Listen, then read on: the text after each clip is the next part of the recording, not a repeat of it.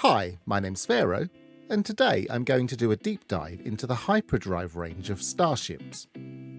This all started with the Interceptor. When those were released, many players saw the initial hyperdrive range and assumed the Interceptors were the perfect ship for long-distance travel. However, those of us with access to a save editor noticed that the hyperdrive bonus for Interceptors was actually very low, and soon the stats were reflected on the wiki and other places. But this led to some confusion over what exactly is happening with Interceptors. Why did they have good hyperdrive ranges at low class even with terrible bonuses? Initially, I set out to discover why. But me being me, I didn't just do that. I delved deep into how hyperdrive range is calculated for each ship, how adjacency bonuses worked for hyperdrive technology, and which are the best supercharged slot configurations if we wanted to make the perfect deep space explorer. Which brings us here to my creative save, where I've been tinkering with modules to help build a spreadsheet model. Here I will confine myself to the Interceptor question and continue my deep dive in a future video. The most obvious starting point is to compare the hyperdrive range of various ships with exactly the same modules. So I cloned a few modules, and here is an Interceptor with those three modules. And you can see the range here. 1461. This exotic has exactly the same modules, and the range is 1655. This explorer has an even higher range, 1745.5. In general, with reasonable bonuses, the explorer should win hands down. But why? And why do Interceptors have such promising stats to start with? To find out, let's go back to basics. We'll strip down our ships just to the core technology, i.e. the hyperdrive itself.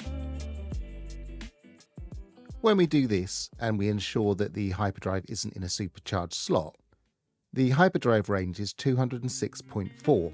This is made up of 100, which is the number of light years the technology itself gives us, i.e. the hyperdrive, combined with 1, the core stat of the ship, and the underlying ship bonus, which will be different for every ship, and this is why whenever you find a new ship it will always have slightly different stats.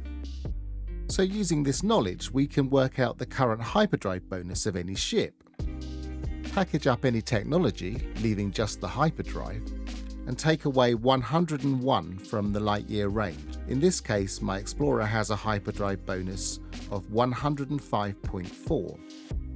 If I were to look in the save file, the actual bonus is approximately 105.3978, but the stats displayed in the game are rounded to one decimal place. So let's look at an Interceptor. As you can see, the value with just the Crimson core is 650.2, and this is made up of 600 for the technology, plus the standard 1 for the core of the ship, and the remainder is theoretically the underlying bonus, but that isn't quite the case here.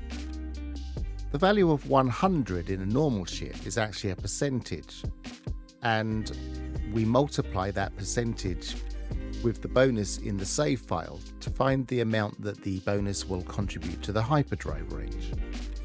The Interceptor's core technology, being the Crimson core, is worth 600%, so we multiply the bonus in the save file by 6. Or to put it another way, if you want to work out the underlying bonus of an Interceptor, we take 601 away from the hyperdrive range and then divide by 6. So this explains why when we find an Interceptor in the wild, the hyperdrive range is considerably higher than we would expect.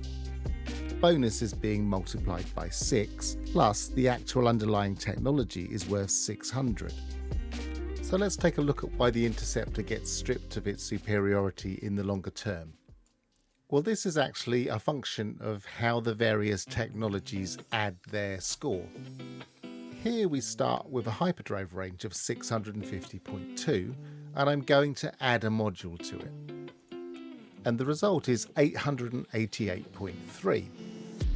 So we've added a value of 238.1, despite the hyperdrive range being registered at 220. What's really happening here is the bonus as a percentage is being added to the overall range of that module. In this case, 8.2% of 220 added to 220. Or to put it another way, we multiply the module by 108.2%. This is similar to how the Crimson Core itself is calculated, where the entire value we calculated earlier, apart from the one that represents the core of the ship, is actually represented in that module. So the bonus is not only increasing the core stat, it's also increasing each module. The effect of the module gets compounded for every one we add, so being careful not to introduce any adjacency, I'm just going to place all three in, and now each of these modules has been increased by a factor of the bonus, and thereby the bonus is now coming quite heavily into our overall score. Also, the bonus is being increased, as we know, by 6 times in the Crimson Core. So adding to that 8.2% in the combined value of all of our modules brings us to 104.4 being added purely by the bonus. Here we have exactly the same configuration in our Explorer. But remember, the bonus in the Explorer is 105.4. So in this case, despite the core technology only having 1 times the bonus, it's a higher bonus, and the multiplication factor for our light year ranges in our modules is actually 205.4. So we're over doubling each of our modules' effectiveness and increasing our range dramatically. The amount of the total that is entirely contributed by the bonus is much more in this case. It's actually 814, which is 14.5 times more than it was in the Interceptor because of its low bonus. And this is why Explorers outstrip the Interceptor. Early on, they're influenced by that 6 times factor for the Crimson Core, but the more modules we put in, the more the overall score is influenced by the underlying bonus.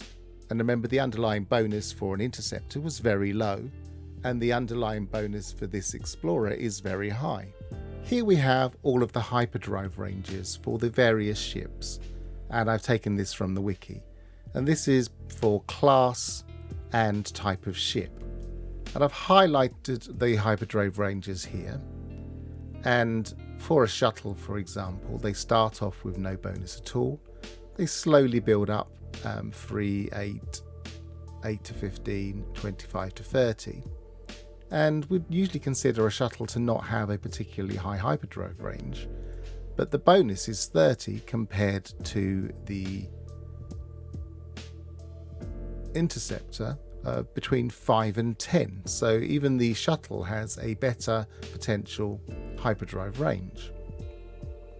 Fighters have no range at all. They're the only ship that has a definitively lower range. Explorers start off quite low, but again, not as low, and they can go up to between 90 and 120. And if you shop around, you can get close to that 120 score. So the perfect bonus that you would be looking for if you wanted the maximum distance of a hyperdrive jump would be 120 in an Explorer. Remember, we can calculate what this underlying score is by taking 101 off of the overall hyperdrive range with just the individual hyperdrive installed. A hauler has a slightly higher range than, say, the shuttle, and between 45 and 58 for an S-class. The Solar's slightly less than that, between 38 and 50, although notice they do have an overlap, so it would be possible if you found an A-class at approximately 45 for it to go down when you actually upgrade it, depending on how good the underlying seed-based bonus is. And the Interceptor, as we've already seen, doesn't max out very high. Even with an S-class, it's between 5 and 10. But you'll notice that for a C-class, it's absolutely nothing. But if it's absolutely nothing and we come across one in the wild, we're still going to see 601 range, even without a bonus. So that's why we often see apparently very high ranges on the ships that we find crashed. And to be honest, with class, they don't really go up an awful lot. Again, there is a bit of an overlap here, but it's an increased overlap, so you're unlikely to see it go down when you're increasing from A to S. It's still technically possible. The exotic and the living ship have these same ranges overall as each other, between 75 and 95, which is the second highest of all of the possible ranges that we see here. As is usually suggested, exotics and living ships are good overall ships for things like this. Although of course a living ship doesn't have as much technology that you can install in it, so an exotic would outstrip a living ship when fully maxed. And as we've already explained, this very low maximum for the Interceptor explains why they get outstripped by these other ships. So there you have it. The mystery of the Interceptors fully explained. In the next video, I'll go into much more detail about the adjacency bonuses of ships for hyperdrives. But until then, travel well and goodbye for now.